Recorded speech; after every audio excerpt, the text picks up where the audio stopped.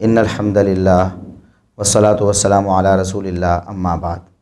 محترم ناظرین اور معزز سامعین، عید قریب ہے، بالکل چند دنوں بعد ہم عید منائیں گے۔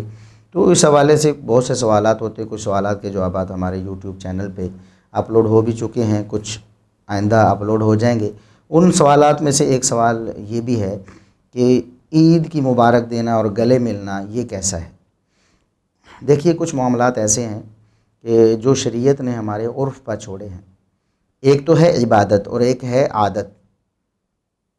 عبادت نماز، روزہ، حج، زکوٰۃ وغیرہ، اور ایک ہے عادت، ہمارے میل جول کے طریقے ہیں، ہمارے لباس پہننے کے طریقے ہیں، ہمارے کھانے پینے کے طریقے ہیں۔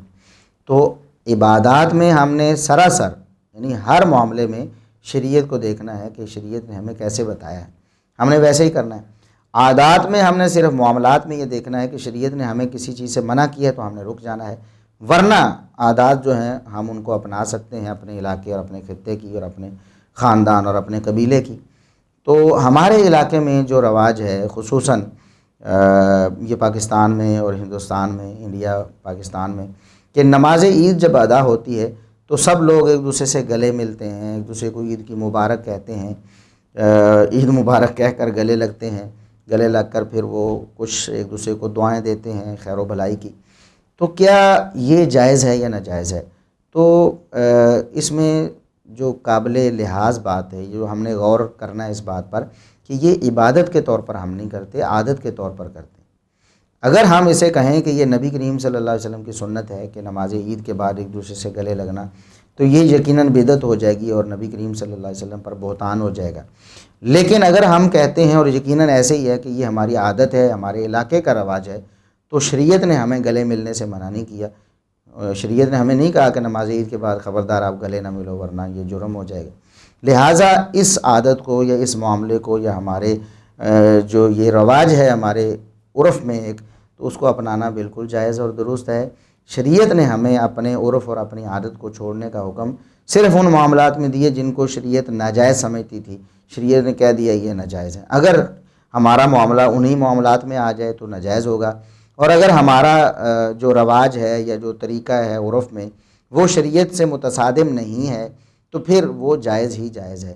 تو ہم گلے ملیں آپس میں، ایک دوسرے سے عید مبارک کہیں، ایک دوسرے کو دعوت دیں، دعوت کھلائیں، دعوت پہ جائیں، بالکل کوئی حرج نہیں ہے۔ اسلام ان چیزوں سے ہمیں منع نہیں کرتا، بلکہ اسلام اس چیز کا حامی ہے کہ ایک دوسرے سے ملیں، آپ ایک دوسرے کو دعائیں دیں، ایک دوسرے سے کھائیں، ایک دوسرے کو کھلائیں، محبتیں بڑھائیں، تو اس سے محبت بڑھتی ہے۔ ایک ہی خاندان کے لوگ جو ہے مسجد میں جاتے ہیں تو نماز عید کے بعد وہ ایک دوسرے سے پھر گلے ملتے ہیں، تو یہ ایک عجیب سی مسرت ہوتی ہے، یہ ایک عجیب سا احساس ہوتا ہے کہ ہم ایک اسلام کا تہوار منا رہے ہیں، اور اس میں ہمارا جو طریقہ ہے ہمارے عرف کا وہ یہ ہے کہ اس میں ہم گلے ملتے ہیں۔ اس سے جو ایک تسکین ہوتی ہے یا ایک احساس بیدار ہوتا ہے کہ یہ عید کا ملنا ہے۔ تو حالانکہ وہ اکٹھے ہی آ رہے ہوتے ہیں، گلی محلے کے لوگ بھی ہوتے ہیں جو اس سے پہلے روزانہ ملتے ہوتے ہیں، لیکن اس دن خصوصی طور پر ملتے ہیں، یہ احساس بیدار ہوتا ہے کہ ہم عید مل رہے ہیں، عید کی خوشی میں ہم ایک دوسرے سے شریک ہو رہے ہیں، جس میں کوئی حرج نہیں۔